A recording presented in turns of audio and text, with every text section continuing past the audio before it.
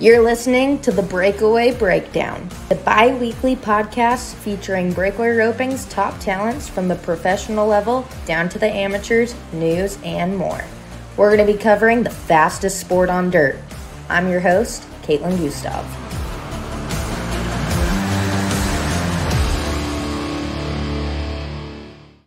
This episode is brought to you by Equinety. Stay tuned for the commercial break to learn more. Can anyone believe that it's already 2022? I'm still in awe. You guys, it is Kaitlin Gustave, and welcome to another episode of the Breakaway Breakdown podcast. Today, I am excited to announce that our special guest is Danielle Lowman. She is from the Navajo Nation. She is the 2021 Indian National Finals Rodeo World Champion Breakaway Roper. She is also a 2021 National Finals of Breakaway Roping qualifier, and she holds a special title in history of being the first ever Navajo Nation breakaway roping qualifier for the National Finals of Breakaway Roping. History continues to be made in the breakaway roping. We love it. Danielle is from Gilbert, Arizona, and you'll get to listen to her background. She tells you a little bit how she got into roping. So Danielle talks about all of her experiences. She talks about getting to this point in her career with a breakaway rope, her horsepower, her family, which is huge to her, and all the little things that kind of make Danielle, Danielle. So I hope you guys enjoyed this episode and let us know what you think. Danielle, thank you for being on the podcast. So the past year was pretty awesome. You won the Indian National Finals Rodeo in the breakaway, and you also qualified for your first ever National Finals of Breakaway Roping. How surreal was 2021 for you? 2021 was probably the best year that I've had of being a pro rodeo breakaway roper. Mm-hmm. I thought that, I gained a lot of experience my first year trying to get to the national finals of the breakaway, and I felt like I finally,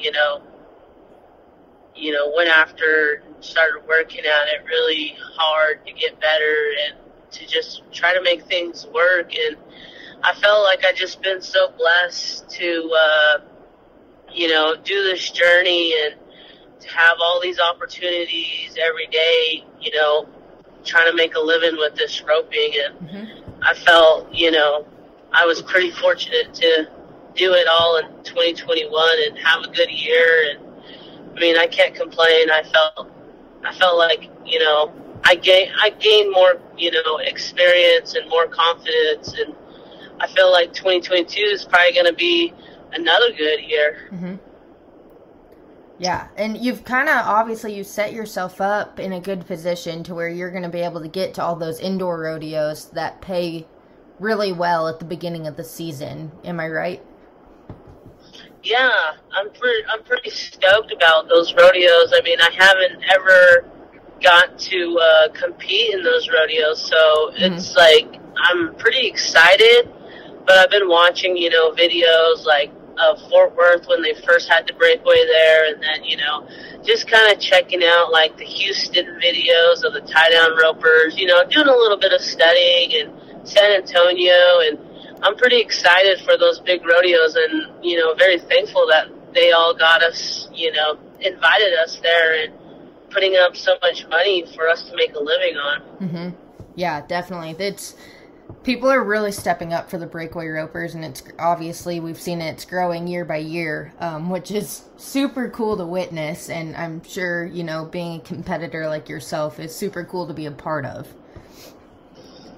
Yeah, being a part of it, I honestly didn't think, I would be,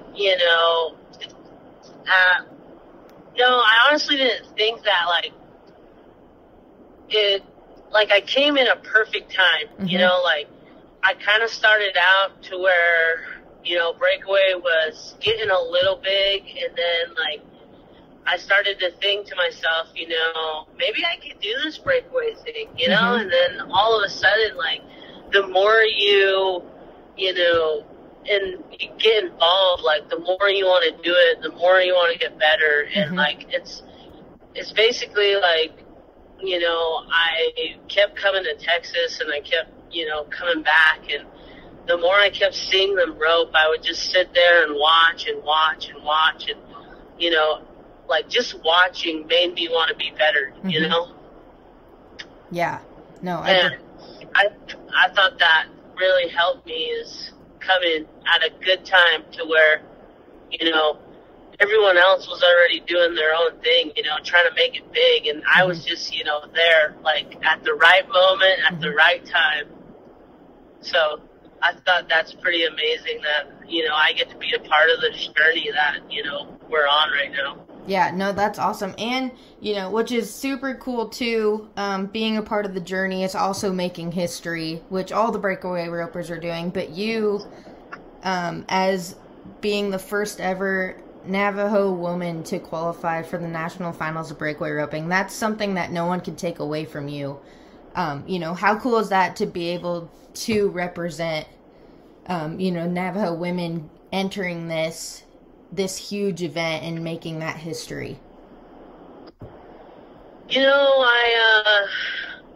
I really thought, like, I wasn't the first, but, like, now that I really realize it, I am actually the first full Navajo, and I thought, making that, like, it was never really something that I went for, but, just for it to be a part of the journey, like, I am so thankful that, I got to come this direction and, show people that, if I can do it, I'm pretty sure, more people from the Navajo Res can do it, and I feel like that's what,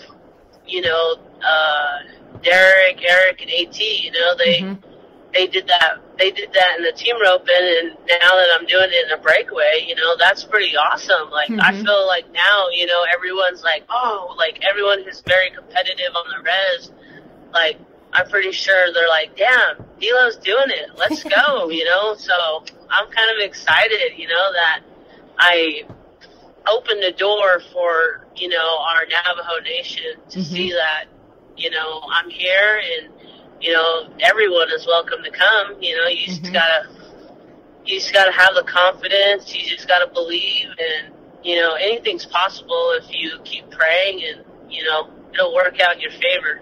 Yeah, no, I 100% agree, and that's super cool. Like you said, it's proof that people can do it, and hopefully, people from the Navajo Nation will step up and start entering the pro rodeos, because you are proof that it's possible. And, speaking of that, I want to take a step back and go, back to your roots. Where did your love for breakaway come from? How did you get started? How was growing up? All those little details. Well, I was never a breakaway roper when I was growing up. My dad used to be a team roper, and he loved team roping. So when I was really young, he told me, he was like, I'm not going to let you carry a team rope, or I'm not going to let you rope until you learn how to ride a horse. And so I was actually a bell racer before my team roping life started. Oh, man. So I would enter all the bell racings, growing up, and my dad would put me in, like, the bell racing, pole bending, flag racing, when I was growing up. And me and all my little cousins, we, did that. And then when I got to, like, junior high, like, my dad ended up, getting cancer, and he had to make a lot of trips to the hospital. So I would, go to school and stay home. And my cousins were team ropers. And from when my dad being gone for, he was, just back and forth to the hospital, and doing treatments, and it made it hard for him to, like, be more in my rodeo life, because the more I went back to the res, we lived on the Navajo res. It's called White Cone. It's like 45 minutes north of Holbrook, Arizona. Okay. And I actually graduated from Holbrook, and I would ride the bus every day to Holbrook for about a good hour every day to school. And then, like, evening times, you know, we'd get home, rope the dummy, ride horses, and we would hardly ever practice on weekdays just because we'd run out of sunlight all the time. Wow. And on weekends, we would rope. So on weekends, my dad had to go to Phoenix and get treatments done. So then, you know, I would stay home and take care of horses. And all of a sudden, like, my uncle, he's like, you know what? It's your time to start roping. Get out there and start roping. So my uncle, you know, started sneaking me around a rope, and I started roping. And then all of a sudden, like, I got really good. And then all of a sudden, like, my dad come home, and he's like, what are you doing? And I was like, I'm just healing the dummy, Dad. And then he was like, okay. And then, you know, all of a sudden he starts giving me all these tips, you know, and and after that he got, like, really excited about it. And he was like, you know, just keep roping the dummy, keep roping the dummy. So every day I got home from school, and he'd be like, just heal the dummy like 50 times every day. And I guarantee you, you know, it's going to pay off. So then, like, you know, he kind of, like, started pushing me more and started, you know, really giving me a lot of tips, because he was a phenomenal healer. And he just never, you know, got out. He just always stayed on the res. And, you know, my dad was a father and, you know, had to work and, you know, had to supply everything for me. So me and my little sister, and so basically it was like I started late, and then he like, and my dad was like more of like a school guy. He was like, you know, let's just go to school, you know, like, school was our number one priority when I was growing up. And when I got to high school, he started to enter me in, you know, little rodeos, like, you know, around the res as a healer. And then when I started healing more in the rodeos, he kept telling me, you know, you need to try that breakaway deal. It looks easy. He kept telling me that. And then I was telling him, I was like, Dad, but I don't know how to rope necks. And he was like, no. He's like, just start heading now. Just start heading. So I started heading, and then I got my confidence up to be a header. And then, you know, my team roping is what really helped me through high school, is, you know, being a team roper that whole time of 4 years of, you know, just team roping. And I kind of won, you know, little rodeos around the res and as a team roper. And then, you know, when I was 18, I was a senior, and I ended up losing my dad to cancer. And then I, you know, graduated, and I kind of, like, shied away from roping a lot because, you know, my dad was my number one supporter. And I ended up just, you know, kind of I got into college, and I wasn't really touching a rope. And then finally, you know, I'm kind of, you know, start hanging around my friends and my cousins again. You know, I started, you know, getting better. Like, I started just being myself again. And, you know, then I only had one horse too. And my, you know, family kind of got rid of all my dad's horses. He had like 2 or 3, and I had one of my own. And, so I ended up keeping my horse, and then I ended up going to college, and I somehow snuck onto the rodeo team. And I got a scholarship for healing, and then all of a sudden my coach was like, hey, you know, you're a healer, and I'm pretty sure you can do this ladies breakaway roping. So I said, okay. And then, you know, I'm good friends with, like, Cassidy and Cassidy Dennison and Bailey Bates, and, you know, they're breakaway ropers from when they were growing up, you know, and they started giving me little pointers. And throughout college, you know. And then I remember Cassidy entered me in my first jackpot ever as a breakaway roper. She's like, ride my horse, and I'm going to pay your fees. And I was like, wow, okay, you know. You're like, we're doing this. So she ended up doing that for me, and here, like, after that, you know, like, I started working on it by myself, and I ended up turning my heel horse into a breakaway horse, and then I started, you know, entering at the college rodeos, and, you know, I swear to God, I was no good. Like, I just, you know, come across that line and just try to throw it, you know. I was just like, you know what, I'm going to try to win, and the only way I'm going to win is if I throw it. Oh, my God. So I just did that, you know. I just kept throwing it, and then, you know, at a couple college rodeos, Cassie's like, hey, you know, just try to catch, you know. She's like, the fastness will come. And I'm like, Cass, I want to be fast. Yeah. She's like, Danielle, it'll come. So then, you know, it started out like that. And then, you know, more and more time I got put into it.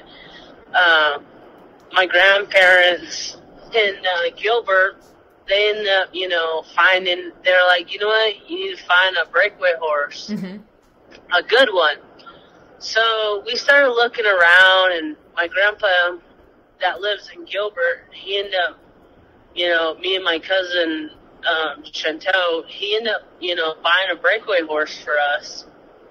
And we both rode it, and we got it from the Mayfields, and Sylvester Mayfield, that's where we got her from.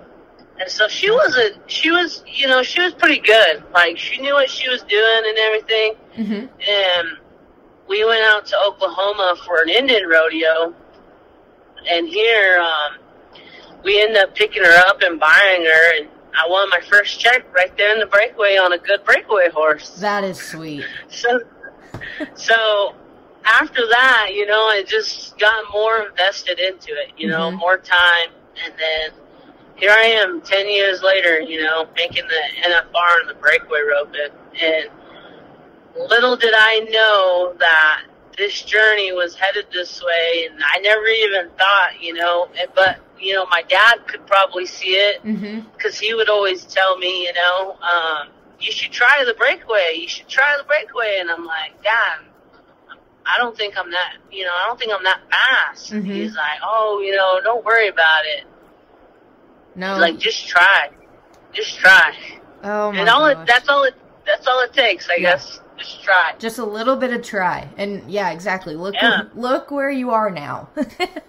I know, right? Man. It's crazy. Well, and I am sorry to hear about your dad. You know, I couldn't imagine. I know that's tough, losing a dad. But I'm sure that he is smiling big at all you have accomplished with that little breakaway rope. Yeah, I mean, it's like a very bittersweet moment, you know, because like after I lost my dad, you know, this past year, or, you know, in 2021, I ended up losing my grandmother to COVID. Ugh. And like, she was another big supporter, you know. When I lost my dad, she had stepped in, and, you know, I was with her for the past 10 years, and, you know, she, you know, helped me grow, you know, helped me grow and to love what I was doing, because for a minute there, you know, I never even realized, you know, like, I never realized how much I wanted it, but how hard it was, you know, how hard it is to get where I'm at. And just her, you know, being there and telling me, you know, this is all going to pay off, you know, this is what you want, you know, and having someone in your corner to tell you, you know, like, to just be there and, you know, say, like, basically, when an elder talks to you in Navajo, it's like it's way more meaningful, you know. And she would always talk to me in Navajo, you know, and say, you can do it. Like, this is what you're doing. This is what you're made for, you know, and just like really push me to be who I am. And, you know, it's crazy because, you know, NFR came and she would have loved it. You know, she would have been happy. She would have been there.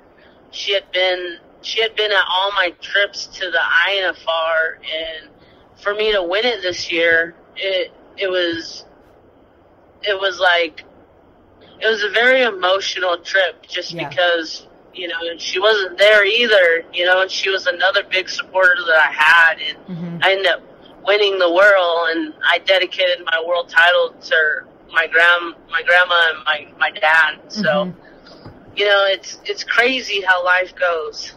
It is. No, but that is, you know, I always look at it, it's like you always have, like, you don't have them with you anymore, but you know they're watching all the time. Like, they're watching every move you make now. So you always have them with you, in a sense. Yeah. Yeah, and that's what she would say, you know, I know your dad's not here, but you gotta keep going, you know, you're blessed with a lot of talent, and, you know, this is what you're here for, is basically, she's like, you just gotta do what you gotta do, she would always tell me. And so this year, you know, I was like, you know what, I'm just gonna go all in again, and, you know, you never know what's gonna happen, you know, it's just, it's gotta keep trying and don't give up, basically. Yeah. Is there anything, like, I don't know if it would be cool or not, but is there anything specific that your grandma or your dad would say to you in Navajo that would, like, really stick with you? There is a lot of things that they would say, but, like, I know my grandma would always, like, she really put a lot of prayer into me, you know? Like, so basically in Navajo, I would, you know, just pray about me and my horse to, you know, the creator and stuff, and, like, my strong beliefs of, like, my roots and, you know, how to use it, and, you know, how to be,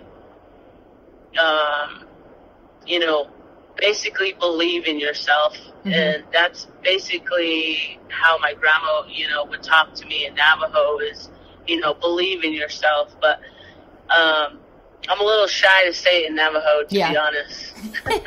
That's how because I've heard, you know, I've heard Aaron talk in Navajo, and I just wanted to see if you could do it, but understand if you're a little shy to say it. Yeah, they're a little older. Wait until I'm over 30, and then maybe I'll start talking Navajo. I love it. Oh my gosh. Yeah. Man. Well, and then also you talked a lot about, well, before I get into that, family. I know family is really big for you. I remember the last time we talked to you for the Score podcast at the Wildfire. Family was a big thing, and that horse you were riding was, I believe, your niece's or... something, like, you know, talk about a little about, like, how does family play into your role as a breakaway? Oh, God, my family is huge. Like, I got my mom's side, I got my dad's side, and then, you know, my family that I'm living with now, you know, and my grandparents, my grandpa, like when I first started out, my family, you know, we're, like, huge, like, our clans just run on and on and on, like, everyone's related to everyone, and my family, really, they always support me and always, you know, knew that I had a lot of talent and always wanted me, you know, to follow my dreams and, you know, to get to this level, and just basically push me to work hard and to just basically be encouraging me to be where I'm at. And it's pretty awesome and amazing, you know, that I lost my dad, and, like, everyone stepped up, you know, like, everyone in my family, my siblings, my mom, like, they knew what I wanted. They knew I had the talent, and, you know, my family in Gilbert, you know, they basically gave me hope and gave me, you know, hope when I needed it, and would always be there and, you know, tell me, you know, you can do it, you know, all you gotta do is believe. And that's where I feel like my belief got really strong, and, you know, I felt like that even though, you know, I lost my biggest supporter, you know, a lot of people stepped up, you know, all my family. they stepped up just because, you know, my dad wasn't there, and I felt like, you know, they supported me, you know, at all the Indian rodeos, and, you know, told me I could do it, and would show up at all the big rodeos just to cheer me on, and they would just love to see me win, you know, and they just never let up, and they'd always knew that I would be where I'm at, and I felt like just having the best support like that, you know, makes you drive yourself more, you know. Like, I have a ton of nieces who, like, go to the rodeos and, you know, see me on TV, like the little ones, you know, they'll be watching TV and they see me at a rodeo, and even when I miss, they'll be screaming. It's so cute, you know, and I just love it when my sisters send me snaps of her kids screaming. They don't even know what's going on, and they just scream and scream, and it's so cute, and I just love it. And then, you know, I got my older nieces, you know, they travel on the road with me when they're on summer break, and they're so in love, you know, with, like, Larry D and Jackie and all the big timers, you know. They'll come over to me and they'll be like, oh my God, Larry D said hi. Oh my God, Jackie smiled at me, you know, and I'll be like, I just crack up because, you know, it's funny because I was there once, you know, and I was just like, yeah, I was like, just talk to them, you know, they'll talk to you if you talk to them. Yeah.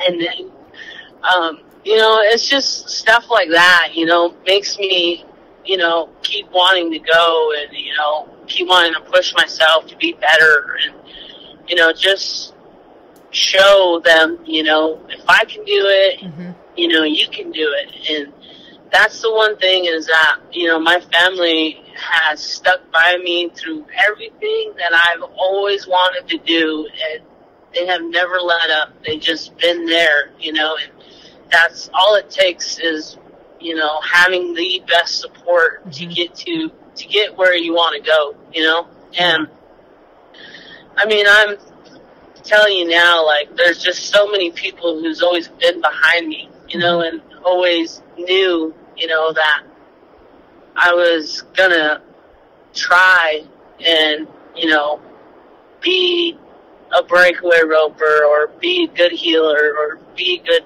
header, you know. And I feel like that just always, you know, has, you know, pushed me to be where I'm at and helped me be where I'm at, basically. It made me become this person, the Danny Low Show. I love it. Oh my gosh, I love it. And speaking of the Danny Low Show, I was gonna ask, because I know you have those stickers for the Danny Low Show. You know, what's the backing behind the stickers, you know? I love it. I love the Danny Low Show. Believe that? Yep, believe that. Yeah, well, so I have this cousin at home, and, you know, he's a good roper, but, you know, he has responsibilities, and I feel like he's just a little scared, but every now and then, you know, when we hang out and he's around me, he gets all pumped up, and he just, you know, pumps me up, and he's like, Danielle, you can do it. He's like, come on. He's like, don't even let off. Don't even, you know, don't ever think that you're not. He's like, always think that you are. He's like a great motivator, I'm telling you. And, you know, he was like, you just got to believe. And that's all he kept telling me, you know, back in 2020, he kept telling me, you know, you just got to believe. And that was like basically my first real year of, you know, trying to be a breakaway roper. So every time I come back to Arizona, you know, he'd give me this big old pep talk, you know, we're practicing, and I practice with him every now and then. And, you know, he'd go to work, come over to my place, and we'd rope, and he'd pep talk me and, you know, just basically help me, you know, believe in myself. And then he is like, you know what? We just need a saying. He's like, every time you feel like you don't feel confident or you don't believe, he's like, we need to make a saying. And then all of a sudden he was like, you know what? Believe that. And I'm like, oh shit, that's a good one. And he's like, hell yeah. And then it just stuck, you know. In 2021, we were like, believe that. Every time he called me, he'd text me after a rodeo, before a rodeo, he'd be like, believe that. That's all we would say. And then since then, like, it's just, there we go. We just got to believe, you know. So I felt like that was a good saying, you know, just made me feel confident and made me feel good, you know, like, believe. Believe in yourself. Believe that. I love that. Gives me chills. I really love that. Yeah, for real. Cool. So you gotta buy a sticker. It's freaking awesome. I know. I'm gonna have to. I'm gonna put it on my cooler. Put them everywhere. That's cool. I love that. Oh shucks. Oh, that's cool. My family got pretty excited when I started using that.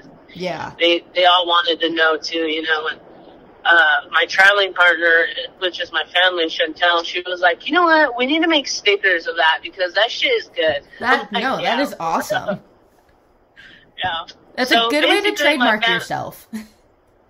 Yeah, basically my family's just, you know, making stickers, making T-shirts, and making my name, you know, Danny Low Show, and then at INFR, you know, the announcer, he's like, the Danny Low Show, and I'm like, oh shoot, you know, after that, my family fell in love with it. And we're gonna roll with it. Yeah, so we're rolling. Oh, that's cool. That is cool. Equinety Horse XL and Equinety Ultimate OEC helps keep horses' bodies in the best shape possible when competing and going down the road. The amino acids in Equinety products help horses both at home and on the road. Horses recover faster and overall have healthier coat and hoof quality. Equinety products are a go-to for a solid supplement foundation for all horses at any stage of life, no matter what their job is. Equinety Horse XL is made up of 100% pure amino acids specifically formulated to give the body what it needs in order to promote repair at the cellular level. The Equinety Ultimate OEC is a flaxseed-based omega-3 with natural vitamin E and colloidal silver all in one, which makes for a very powerful antioxidant, helps neutralize free radicals, and helps to reduce inflammation. For more information, please visit www.teamequinety.com. That is www.teamequinety.com. I want to talk about, we kind of brought up horsepower. I want to talk about, you know, what are the horses that got you here, that, you know, the horses that got you to your world title and at the INFR, got you to the finals, you know. What are you riding? I had this mare, the one that, you know, my dad basically got me a long time ago when I was like, you know, 12 years old. And her name was Shoddy Low. Oh my gosh. And, yeah, her name was Shoddy Low, and she was given to me by my dad's boss he used to work for. And my dad would train horses for him, you know, and rope on all his horses and stuff. And one day he come over and he saw me roping a dummy, and he goes, "Hey, Danielle." And he's from Holbrook. His name is Mike Rehead. And he told me, he was like, you know what? I'm going to make you a deal. And I was like, what's up? And he was like, if you get straight A's this whole semester, I'll give you a horse. And he's like, and it don't matter what it is. He's like, your dad knows we have a herd of horses you can choose out of from, and you pick, he told me. He's like, but you got to get straight A's. And I was like, and I was only 12 years old at the time, and that's pretty easy. So I like, went game on. And I got straight A's that semester, and I went over to his house, and I gave him my report card, and he goes, all right, you could go have your dad round him up, and let's go take your pick. And I ended up picking this really nice buckskin mare, and she was freaking wild. Like, I mean, went through wooded fences and, like, you know, would just buck and like stiffen up. But luckily I have a lot of cousin brothers who aren't scared and were team ropers that, you know, they kind of broke her and made her all good and nice for me. And by the time I got to team roping on her, she got really good, and I kept her, you know, and that through high school. And then when I got to college, she was getting a little older. She was probably like maybe 14 or 16. And she ended up having a baby. And at that time, when she had a baby, my niece was born. And I kept thinking to myself, I was just a young kid, and I didn't have no money, and it's my first niece, you know, and I kept telling myself, you know, I want to give something to my niece, but it has to be something cool, you know, and I didn't know, but at the time my horse was pregnant, and she had just had her baby, and my niece was turning 1 year old, and here I told my sister, I said, this is going to be Peyton's horse. And the horse was born, and I was like, this is Peyton's horse. And then I gave it to my niece, you know, when that horse got here. And I ended up raising her. I ended up raising the baby. And, you know, throughout college, you know, she was around. And then she got bigger. And I broke her myself. And I trained her myself. And her name is Boots. Yeah, that's the one you won the wildfire on in Hamilton, correct? Yes. Yep. I remember this one.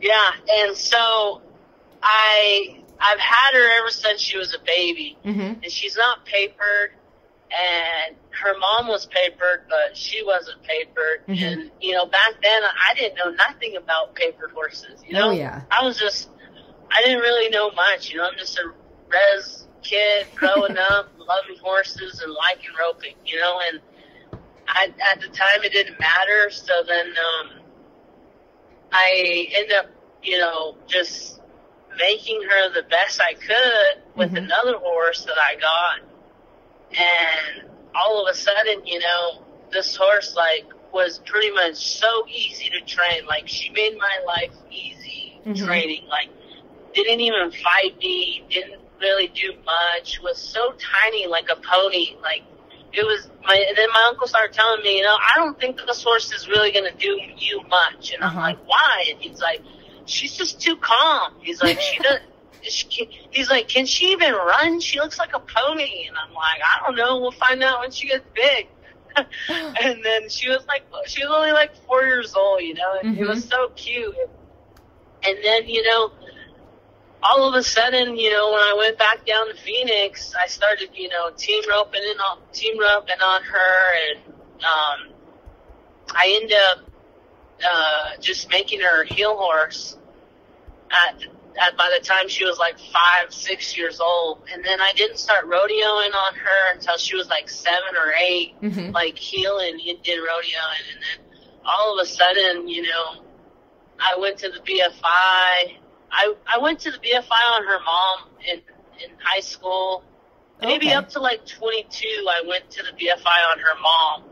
But then in 2018, I think, was her first big year. I took her to the BFI in 2018. Okay. And then from then on, I've had Boots as my main heel horse, and I ended up getting rid of her mom just because I wanted her to live a better life, you know, like not to be roped on and just be retired. And so one of my neighbors ended up buying her for his mom, and she ended up, you know, reselling her because she wanted another one. But her mom is still in Gilbert, and basically a trail horse right now. Gotcha. Which, I mean, I love, because that's what I wanted for her. And yeah, I have Boots now. And Boots, you know, basically started everything, you know, and I won the BFI on her, won the wildfire on her, and, you know, she got pretty good at, you know, breakaway, just playing at home.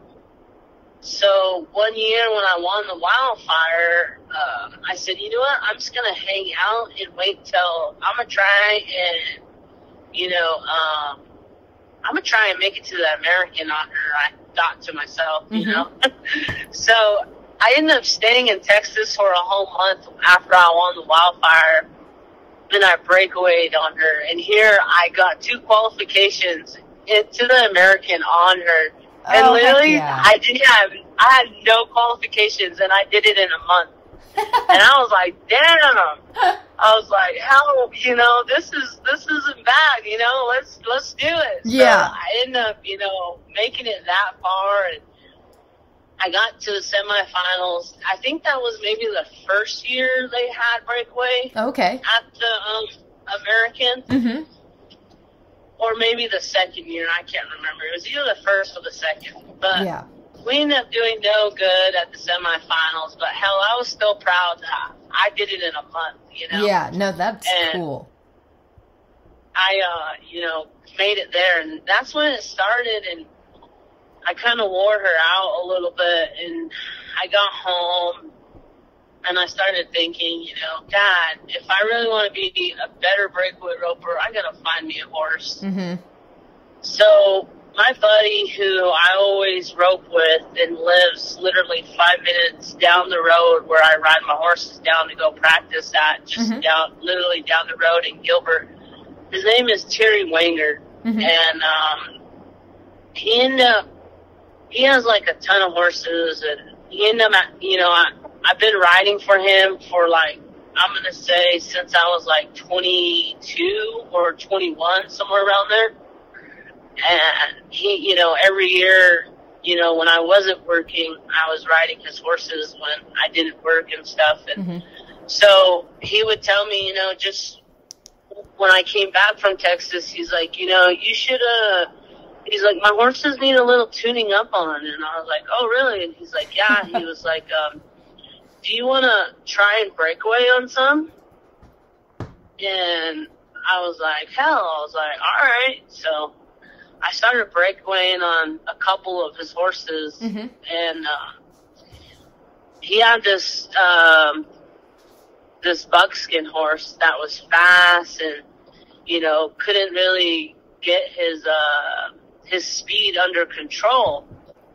And I started working with that one more and more and more, and come to find out, this sucker, was so fast at learning that he picked it up quick, Yeah. So, in 2020, I believe, I told him, I said, hey, I want to go to the BFI in March.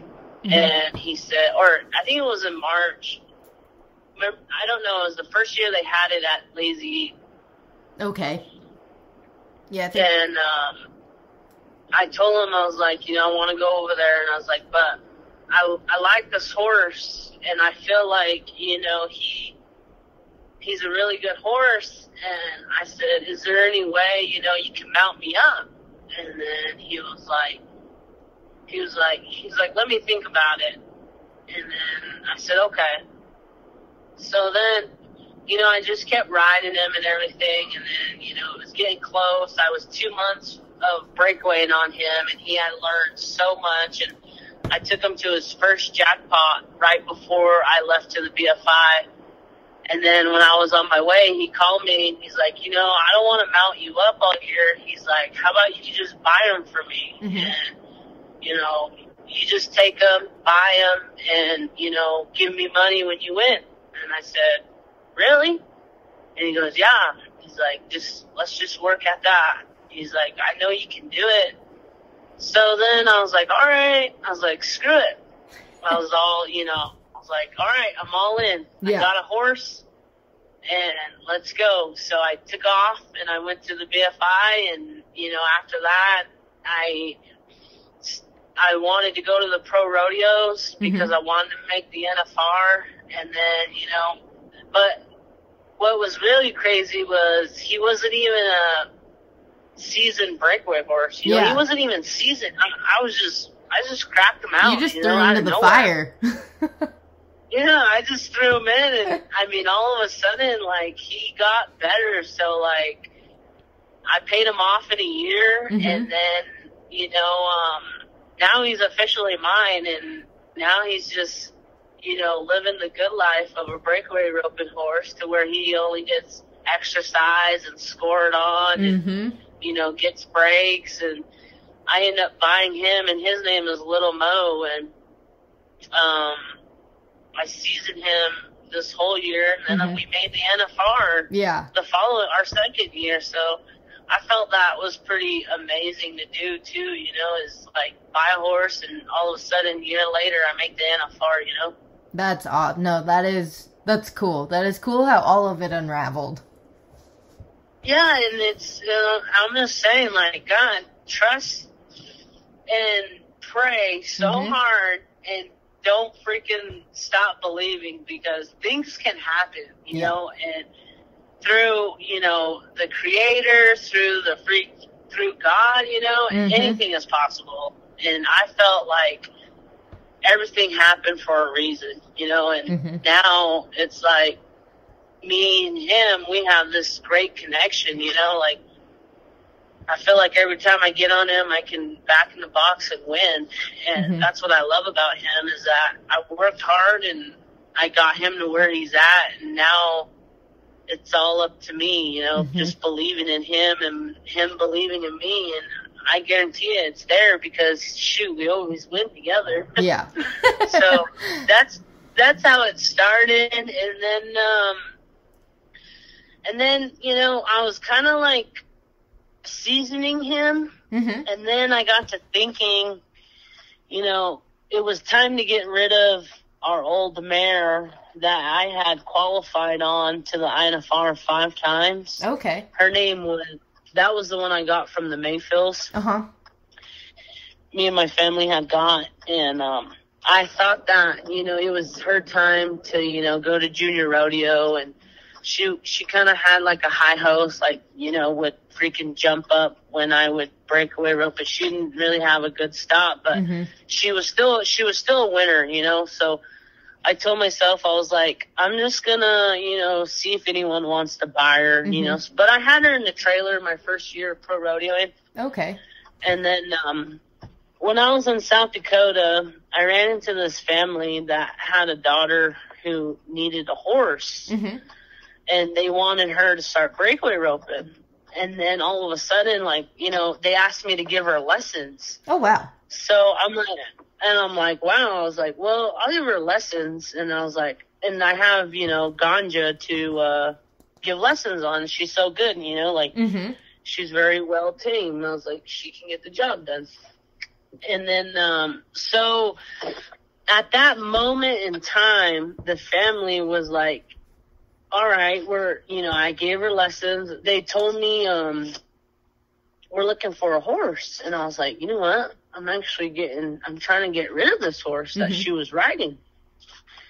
And then, they ended up telling me, they're like, are you really going to sell your horse? And I was like, yeah. I was like, I'm ready to sell her. I was like, I'm trying to look for another one. And then, I ended up, selling her to that family right then and there. Oh my gosh. And yeah, and I was like, oh hell yeah, you know, this is working out. And then at the same time, you know, I'm looking for another horse too, you know, just, you know, browsing around and looking. And Shelby Beaujolais has this horse, and, you know, her name is Busy. She has this horse posted. And I see, you know, her post, and she's like, I need money to rodeo this summer. And I'm like, wow, don't we all need money to rodeo this summer? But she keeps posting it. And then I'm like, damn, I wonder why no one's buying it.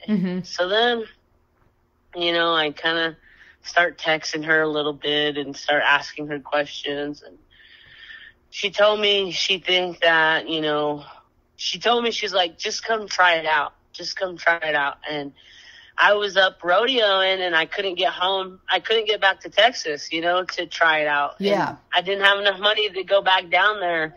And I was like, God, I want to go back down, but it'd be a waste of money because we had to go back up, you know. Yeah, like it'd be kind of pointless at that point. So I was like, there's no point in me going back. And then, you know, I was just thinking about it, and I kept texting her. And I think about maybe a month, maybe 2 months went by, and she had still had the horse. And by then, I was like, all right, I got this much money to spend on a horse. And I ended up calling my family also. And I was, you know, talking to them, and I was like, hey, you know, Shelby Beaujolais has this horse, and she's trying to sell it. I said, I'll talk to her and see, you know, what she wants to do. And so me and my family and Gilbert, we ended up, you know, selling that horse, and then we put enough money together to get another horse. And it worked out. And we ended up buying her from Shelby. Heck yeah. We got her on the lineup, and then, you know, she was kind of, Shelby told me, you know, this horse is a little, you know, she's okay, but you just got to know how to ride her. Yeah. And I said, okay. So I ended up, you know, she ended up in my trailer for like 2 weeks. And then I thought she would be okay with my horses, and my horses ended up, you know, freaking beating her up so bad. And then I was like, damn. So we took her home, and she ended up staying home for like 2 months. And then we started over training her again. And by winter time last year, through this past winter, last year I didn't make the finals. I just stayed home, and I worked with her, and then all of a sudden, you know, beginning of the year, she was back in the trailer, and she was in the lineup. Oh, heck yeah. And then my good horse, Little Mo, ended up getting hurt right before Weatherford.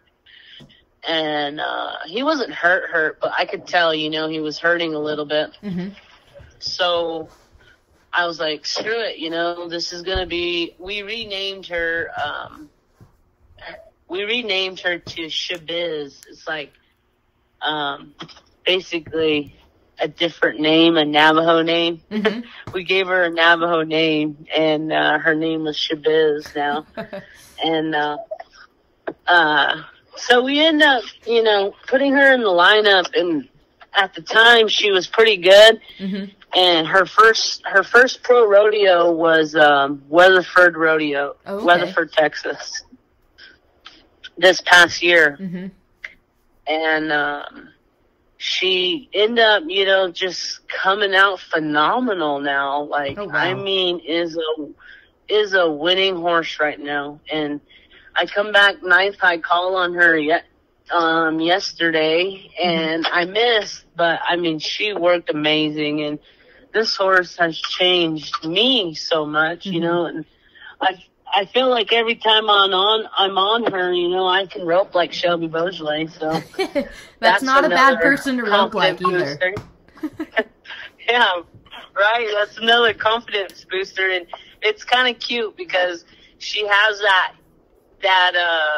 I notice, like, Shelby, when she wants her horse to tuck its head in, she'll kind of pull on it. And I mean, this horse does the same thing, and I love it. Like, she'll just tuck her head in and give it to me, you know? And I just like that one little thing that maybe Shelby, you know, did so much on her is helping me now. No, that's you know, cool. and I just love it, and it's amazing. No, that's cool. So, it's fun too, like having different kind of style horses too. Yeah. And she is different than my buckskin, you know? So that's a big, you know, deal that has changed, you know? I mean, things just keep changing, and it's like, I just keep adjusting, you know? And I feel like my roping has, you know, adjusted so much in the past 2 years that, you know, it's getting better each and every year. I keep learning, you know, basically staying an open book, no matter what, just pick yourself back up and try to learn something, and that's what I feel like my horses, I work pretty hard on trying to, learn way more of them than me, so, and my vet, right there in Stephenville, his name is Mitch Hutchinson, and he has helped me, learn more about horses, what they need and how they can get better, so I feel like, it takes a whole tribe, takes a whole team, to really become good, and I feel like I'm doing all the right steps and all the right, patience and, just trying to, do all the right things so everything will work out. No, it's cool that you're taking all those extra steps that, people might not really think about to better your roping, because it's not just your roping, it's your horsepower, it's, every little thing sets the whole picture up. Yep. And that's what I mean, like, the more I got to hang out, at these big rope-ins and see, all the big names, the more I started watching, the more I seen how their horses are, the more I picked up little things from just watching them. Yeah. And, I'll sit there and be like, damn, I wish I had that horse. That would be a nice horse to be riding, and then, then you get back on your horse, and then you're like, God damn, screw it, I can get by. I just gotta get better. Yeah, exactly. Well, and Danielle, something that's really unique about you that's different from other breakaway ropers that I've noticed is that, and it's just something really small, but you rope with a roping glove in the breakaway. Yeah. What is your reasoning for roping with a roping glove? Well, since, I was never really a breakaway roper, I always get nervous really bad. Because I felt like I wasn't a breakaway roper. So, I would just put on this glove, and it would take everything away, like, oh, I'm just a roper, and it makes me, not feel that I'm nervous in my hand, and it basically, you just put your hand in your glove, and it's like a whole new world. It's like a Michael security Jackson blanket. with his gloves. Yeah, Michael Jackson. Yeah. So, I don't know, that glove, the gloves I put on, they just, it just makes me not nervous, basically. My hand never gets sweaty or anything. And I don't ever have to worry about, sometimes you get little rope burns or, whatever. I don't know. It just makes my hand feel safe. So I love roping with the glove on. Gotcha. My first year I didn't do it because I was kind of embarrassed, because I was coming to Texas and, everyone's using powder. And so I tried to adjust the powder. Powder's just not the same. Yeah. It's just not the same. So that's why I put on a glove, it's just makes me feel the way I am, and I like it. No. And I just feel like I can, feed it better or, I just have a better feel of it. Well, and like you said, you started off team roping, so it just makes sense that it's natural to you to have a glove on. Yeah. Gotcha. I've always wanted to ask you that, and I'm glad I finally got to, because I've always noticed it. It's not weird, I don't think it's weird at all. Yeah. It's just something that you're the only person I ever really see do it. So that's cool. That's your little one of your other trademarks. Yeah, and that's what Martha always laughs at me. She's always like, oh, Danielle and her team roping, her team roping stuff. and it just cracks me up because Martha's so funny, she just always, blasts me. Danielle and her freaking team roping stuff, And I'm like, I know, I'm just a team roper trying to be a breakaway roper. Oh, yeah. Nothing wrong with that. Yeah, so I like it, though, And, people are telling me now, you should make your own glove. Like that, I just was about to say that. And I'm like, really?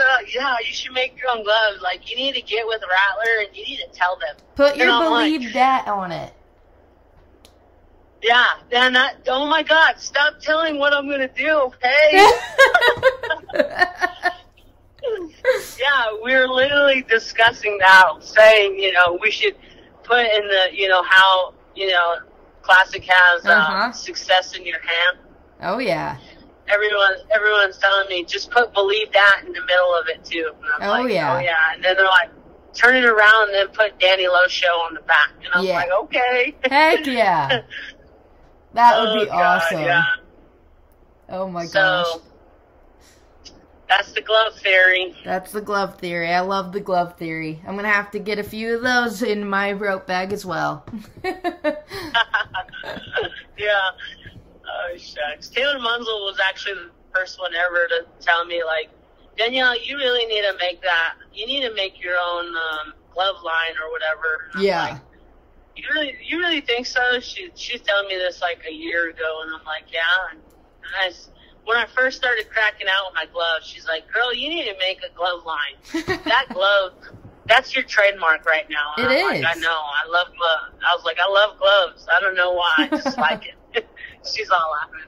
But oh, man. No, that's cool. I am waiting for the day that you come out with that, and I'm sure everyone else is. Oh, gosh. Yeah. Man. And it's so cool. Like, I go to Indian Rodeo last year. And I went to an Indian Rodeo, and I had just missed at Cheyenne to be good to come back short round. And, I was all kind of upset with myself driving, and I was up at this Indian Rodeo in Oklahoma on Sunday. If I would have made it back short round in Cheyenne, I would have had to turn out at this Indian Rodeo in Oklahoma. But I ended up doing no good. So I drove all night to Oklahoma the next day, and I was up that Sunday night. And slack was that morning. So I had just rolled up slack, right when slack was starting, and breakaway was first out. Oh, geez. And it started at 9. And I, pinned up my horses and everything, took them out and let them rest and everything. And I walked over there and, I was watching the breakaway from behind the box. And all of a sudden, I see this little Navajo girl with a glove on and a Spitfire rope. And at the time, I was using Spitfire. And, she has long hair, and she comes out, and she's a freaking 2-1. Oh, man. Boom. With the glove on and a Spitfire rope. And I'm like, holy shit. Like, that literally looks like me if I was 10 years younger. Yeah. And I was all thinking that, and then I walked over to her, and I was like, how does it feel, the rope with the glove on? What do you think? And she was like, you know what? I don't know. Like, I just like it. And it just makes me feel like I'm like you. And I'm like, oh, does it? And she's like, yeah. And I was like, oh, well, thank you. I said, hey, well, keep up the good work. I was like, you wrote really good. And she was like, thank you. And she's from the Navajo Res, too. And, I seen her grow up. And so I knew who she was. And I thought it was pretty cool, that she had a glove on and a Spitfire rope. And then I come out, and I was a 2-1, and we ended up tying for the rodeo win. And oh, heck that yeah. was the one rodeo. That was the one rodeo I won to get into the INFR. Oh, wow. And here, I ended up getting into the INFR with that one win. And it was kind of cool, to tie with her and, to have her have a glove and a Spitfire rope, and I was using the same thing. And I thought it was pretty cool, No, that is cool. I love little stuff like that. That must have been such a cool feeling. Yeah, and then, I won the rodeo and saw that. And, I was like, dang, I'm not mad that I missed that Cheyenne anymore, Yeah. I'm not mad. I'm over it. I'm ready for next year. That's what I was thinking. I'm ready for next year. Oh, yeah. Oh, that's cool. That is cool. Well, and, you know, speaking of next year, on this podcast, it's called the Breakaway Breakdown podcast, and I always like to ask, you know, whoever I'm interviewing, what is something that they're breaking down in their roping or their horsemanship or even their mental game? For you, what is something that you're breaking down to take that next step with your roping? Well, what I really needed to work on was, you know, kind of staying behind the barrier on longer barriers and just riding my horse and basically catching, because that was, like, I went to a bunch of rodeos this year and not the start, but I quit riding my horse and missed, you know, and that takes you out of, like, Woodward, all the unique rodeos, you know, all the rodeos that are different. And so this year, you know, I kind of, during the finals, you know, I was hanging around all the girls that roped so good, you know, I kind of went up to Larry D and I asked her, I was like, you know what, I just want to ask you a question. I was like, what do you think that, you know, I could change to make me better? So you don't have to answer like right away, or, you know, you kind of see me rope all the time, so I just, you know, want to know what you think. She told me, she was like, well, you know, what you do is, you know, good. She's like, you have that whole step down, and it's good. She's like, you rope phenomenal, but I just feel like when it's a longer setup and you got to ride your horse more, you know, that's what you need to work on. And I was like, wow, you know, I was like, okay. So after the finals, I went home and just trailed a bunch of slow cattle and just basically, you know, worked on what she told me to work on. And then I went to Odessa, you know, yesterday, and they had a jackpot, and here the barrier was a little more out, you know. So, you know, just that little tip, it showed, and it played yesterday, you know, and I mean, I was like 3-4, you know, and 3-3, and like 2-9. My fastest time was a 2-9 yesterday in this jackpot, and I came back high call, and I came back ninth high call. Oh, wow. And you know, just doing that, like what she told me, you know, what I need to work on, it came into play, and here, you know, I kind of feel better about it now, you know. Yeah. But just that little thing, you know, helps. I mean, there's a lot of tips that, you know, a lot of tips that people have taught me, like, you know, I went to Jackie's one day, you know, she taught me that to find the first stride of the calf, which I never even realized that that's what you need to do, you know, to be quick. Yeah.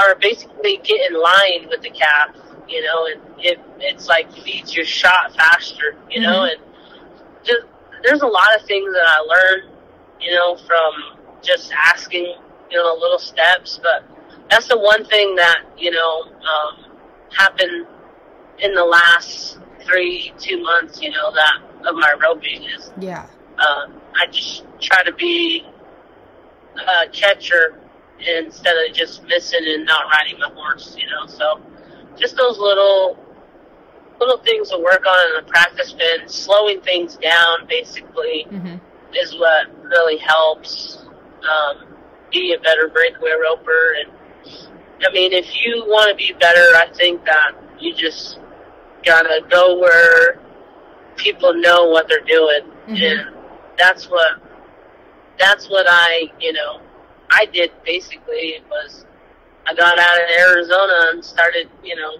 trucking away to Texas every freaking month, and now it's paying off, you know, like keep coming back and like just keep winning. So I feel like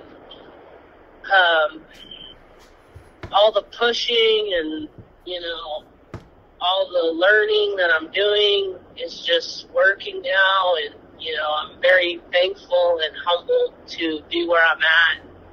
I just, got to thank the Creator for blessing me and my family and, God and, being in our lives, making my life good. So I just feel very fortunate. Yeah. And to learn. Yeah. To be a learner. No, I love that. Be a learner, because that's all. I mean, you can learn something from anyone, whether something big or something small. And like you said, like don't be afraid to ask. Like you went and asked Larry D for help, went to Jackie. Like never be afraid to ask for help. Yeah, and see, that was my thing. Like the first year I was a little scared of them, and I didn't know how to talk to them either. And I didn't really want to talk, but I wanted to learn basically. Yeah. So I just did what I had to do, and then at the same time, I wanted to know who they were, how they are as a person, and that's the one thing that made me become a better person too. Like, it really touched me is I want to be a better person, not to be better than anyone else, but to be a better person. And I felt like my whole life has changed so much in the past 2 years that they elevated who I am as a person, and elevated my roping, and elevated everything in life, basically. Just being in that roping pin and watching them and watch how they talk, watch how they are. I felt like that was the biggest thing that has taught me a lot. No, yeah, that's awesome. I definitely agree with you on that. Yeah. Oh man. Well, Danielle, I think that's all I kind of had for you today. Thank you so much for letting me ask you questions and being on the podcast today. Yeah, thanks for having me. It's kind of it's cool to listen to your podcast. And I don't know if a lot of people take time to listen to them, but I feel like there's someone out there who wants to hear how people are going about rodeo and roping and breakaway roping, and I feel like you're doing an amazing job, because I was that once listener, listening to your podcast and trying to get the inside scoop about breakaway roping. So I learned a lot by just listening too. Well, thank you. Yeah, and I appreciate you being candid and sharing as much as you did. I know for a fact a handful of our listeners are going to love listening to what you had to say. They like it when people open up and are just open about their journey and their trials and errors and, whatnot that comes with being a breakaway roper. Yeah, there's a lot of error, but there's a lot you can fix if you're really dedicated to it. So definitely. I felt like that, it's in everyday life. So yeah, we're all just getting by day by day. Yep. Awesome. All right. Well, thanks for having me. Yeah, thank you. Drive safe, and hopefully I'll see you sometime soon. Thank you all for listening to this episode, and thank you to our friends at Equinety for helping us bring you this episode. Don't forget, if you're loving this podcast, head on over to anywhere you're listening at and leave us a rating and review. Let us know what you're liking. Let us know who you want to hear on these episodes. We have more to come in the coming weeks.